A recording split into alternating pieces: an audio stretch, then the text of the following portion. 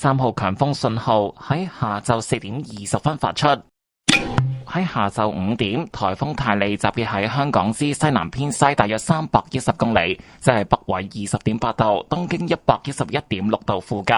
預料向西北偏西移動，時速大約18公里，大致移向雷州半島一帶。雖然泰利正係逐漸遠離本港，但係受到佢嘅影響，本港西南部離岸海域初時仍然會吹烈風，高地風力可達到暴風程度。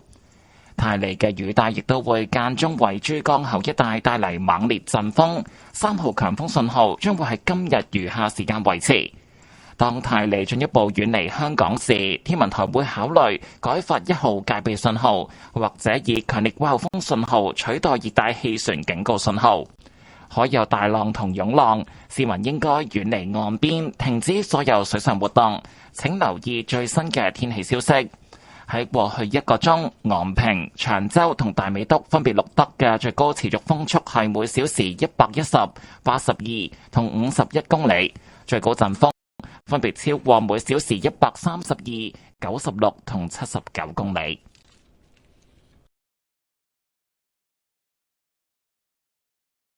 The strong wind signal, number 3, was issued at 4:20 p.m. At 5 p.m., Typhoon Talim was estimated to be about 310 kilometers west-southwest of Hong Kong, which is near 20.8 degrees north, 111.6 degrees east, and is forecast to move west-northwest at about 18 kilometers per hour in the general direction of Lezo Peninsula. Although Talim is departing from Hong Kong gradually, under its influence, gale-force winds are still affecting the offshore waters of the southwestern part of the territory at first, and up to storm-force winds on high ground. The rain bands of Talim are also bringing occasional violent gusts to the vicinity of the Pearl River estuary. The strong wind signal, number 3, will remain in force today. When Talim moves further away from Hong Kong, the observatory will consider issuing the standby signal, number 1, or replacing the tropical cyclone warning signal by the strong monsoon signal.